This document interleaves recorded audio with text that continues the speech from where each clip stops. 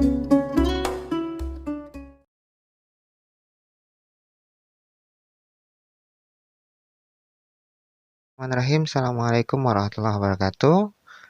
Anak-anak kelas 1 sekalian, sebagaimana yang Mister sudah jelaskan di pekan lalu, bahwa kita akan mulai membahas soal-soal latihan yang sudah dikerjakan ya. Kita akan membahas dari bagian A, kemudian dilanjutkan dengan bagian B, C, dan D.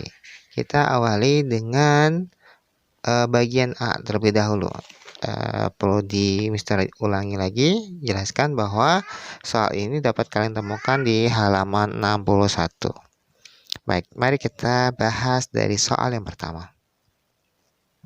Soal yang pertama, pertanyaannya adalah tentang makna dari bersuci.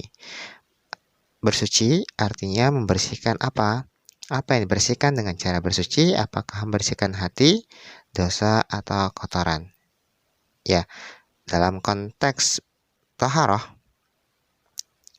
yang dimaksud dengan bersuci adalah membersihkan kotoran ya.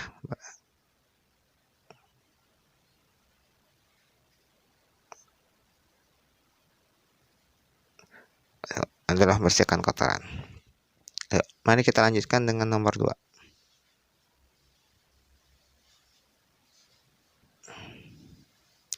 Apa yang kita lakukan sebelum tidur? Apakah sebelum tidur kalian makan coklat, menggosok gigi, atau menonton TV? Ya, yang berkaitan dengan kebersihan tentu saja sebelum tidur kita menggosok gigi ya. Kita harus menggosok gigi. Kemudian nomor 3, benda yang bisa digunakan untuk bersuci. Apakah sapu?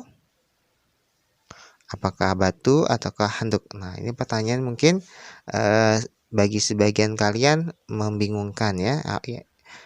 Sapu itu bisa untuk membersihkan, tapi maksudnya adalah membersihkan lantai yang kotor. Handuk itu bisa untuk mengeringkan. Sedangkan batu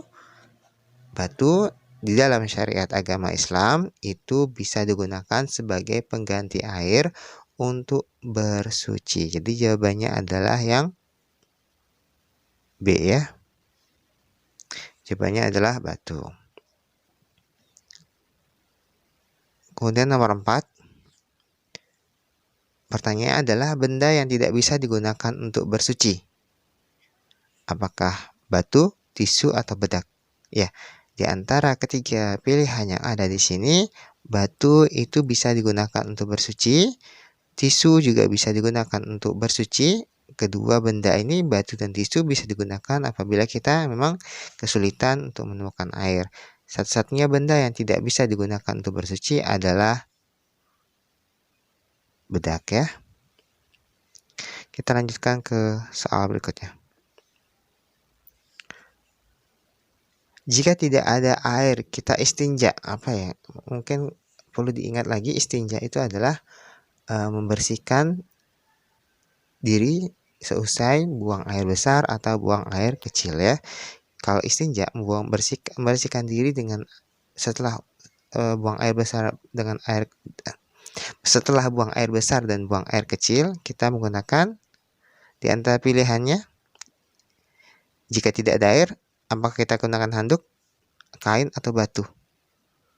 Maka pilihannya di sini yang paling awal adalah menggunakan batu ya. Kemudian kita lanjutkan ke soal nomor 6. Sebelum makan kita harus apa ya? Apakah mencuci kaki, menggosok gigi, atau mencuci tangan? Ya, ini jawabannya gampang sekali ya. Tentu saja sebelum makan kita harus mencuci tangan. Kenapa demikian? Sebab kita makan menggunakan tangan kita ketika kita hendak memegang berbagai macam makanan. Karena itu, tangan kita haruslah bersih. Nomor 7. Badan yang kotor akan menimbulkan, apakah badan yang kotor akan menimbulkan penyakit, ataukah tambah lebih sehat, atau menimbulkan kesenangan? Ya, tentu saja jawabannya adalah penyakit. Nomor 8. Mandi, apa makna dari mandi? Mandi artinya adalah, ya benar, membersihkan seluruh tubuh.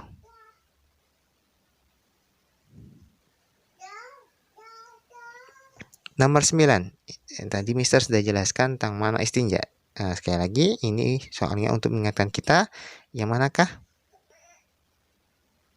Ya, istinja adalah membersihkan kotoran setelah buang air kecil dan buang air besar. Nomor 10. Membersihkan kotoran setelah buang air kecil disebut dengan, nah ini pengulangan lagi ya. Tentu saja pasti kalian sudah bisa menjawabnya langsung. Membersihkan kotoran setelah buang air kecil disebut dengan istinja. Oke, kita akan lanjutkan dengan soal berikutnya di halaman 62. Mari kita bahas persoalan yang ada di halaman 62. Kita awali dengan bagian yang B. Bagian yang B, kalian diminta untuk melengkapi pernyataan dengan jawaban yang tersedia. Jadi ada 5 pernyataan yang belum lengkap. Kemudian untuk melengkapnya kalian bisa memilih dari 5 pilihan yang ada di atasnya ya. Nah, untuk kepentingan penjelasan ini Mister akan berikan penomoran pada pilihan-pilihan yang ada. Ini Mister berikan nomor 1, ini nomor 2, ini nomor 3, ini nomor 4, dan ini nomor 5. Ya. Mari kita bahas dari nomor 1. Allah mencintai anak yang menjaga apa ya? Menjaga apa? Iya.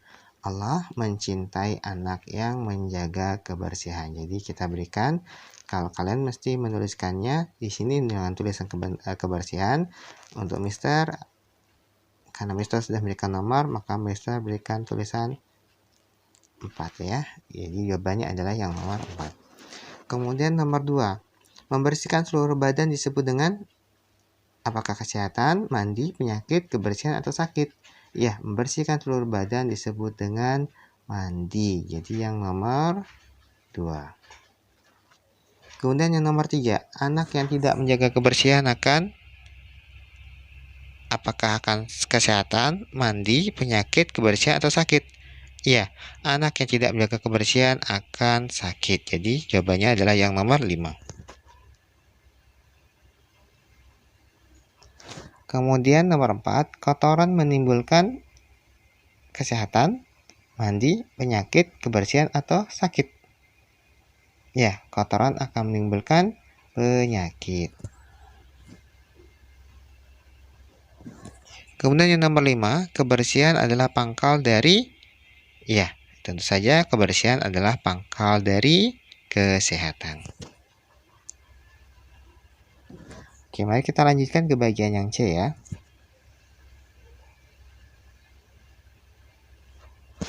Pada bagian yang C ini adalah memberikan, kita diminta untuk menilai apakah pernyataan itu benar atau pernyataan itu salah atau keliru. Apabila pernyataannya benar, maka kita memberikan tanda centang. Kalau pernyataan itu salah, maka kita berikan tanda silang ya. Silang artinya pernyataan ini salah, centang artinya pernyataan ini benar. Yuk, mari kita lihat dari nomor 1. Air tidak bisa digunakan untuk bersuci. Apakah pernyataannya benar atau pernyataannya salah? Ya, pernyataannya adalah pernyataan yang salah, sebab justru air adalah alat utama kita untuk bersuci. Jadi, karena pernyataannya salah, kita berikan tanda silang. Kemudian yang kedua, anak yang tidak bersih disukai teman. Nah, bayangkan kalau kalian punya teman yang bajunya kotor, semua bau sekali, dan lalat-lalat juga suka mengelilinginya. Apakah dia anak ini yang demikian akan disukai atau justru dijauhi? Ya, anak yang kotor itu justru akan dijauhi oleh teman-temannya. Jadi, pernyataan nomor 2 ini, anak yang tidak bersih disukai teman adalah pernyataan yang keliru. Jadi, kita berikan tanda silang.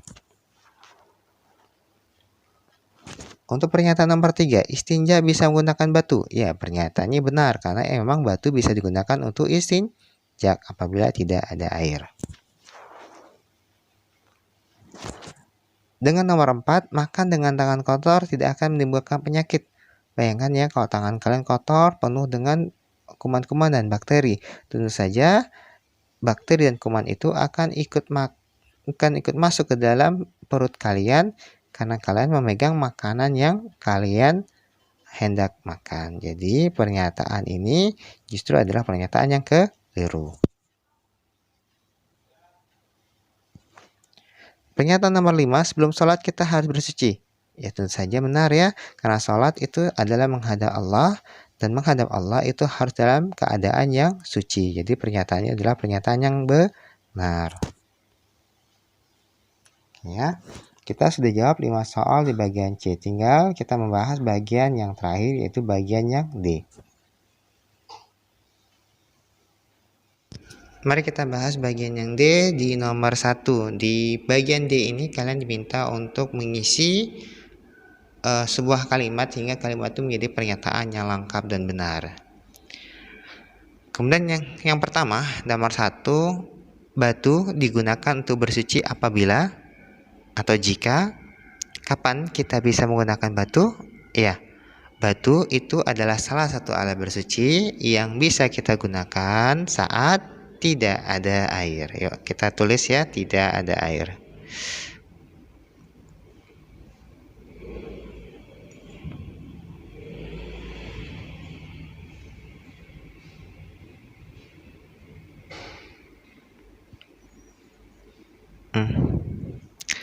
Ada air. Masuk nomor 2, pakaian yang dipakai harus bagaimana? Jadi kita nih, baju yang kita pakai harus bagaimana? Iya, pakaian yang kita pakai harus bersih. Kita tulis ya, jawabannya bersih.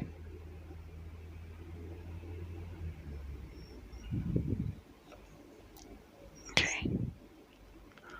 Nomor 3, tidak mencuci tangan sebelum makan menyebabkan.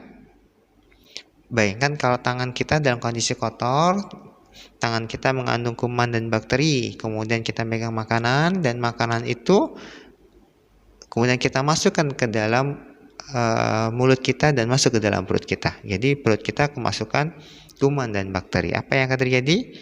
Iya, kita akan menjadi sakit.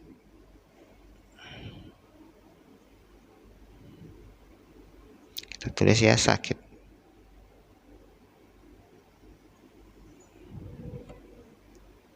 Oke. Tisu bisa digunakan untuk bersuci bila mana? Ya sama ya dengan batu, bila tidak ada air.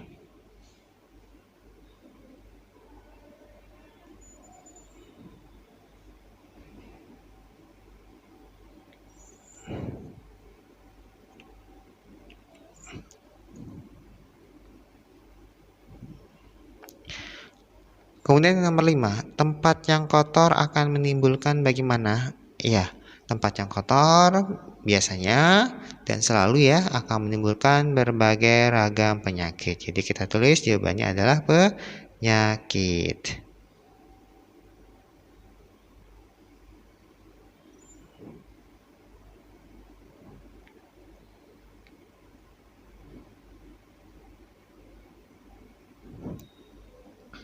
Penyakit. Oke, dengan demikian kita sudah menjawab semua persoalan yang ada di halaman 61 hingga 62 ya, bagian A, B, dan C. Nah, materi-materi yang sudah kita pelajari ini baik konsepnya maupun latihan-latihan soalnya kalian pelajari lagi sehingga saat kita melakukan ulangan harian atau penilaian harian kalian sudah siap dengan karena sudah paham dengan baik sehingga mampu menjawab pertanyaan-pertanyaan yang diberikan pada saat ulangan harian atau penilaian harian. Oke, bisa cukupkan sampai di sini. Selamat belajar kembali. Assalamualaikum warahmatullahi wabarakatuh.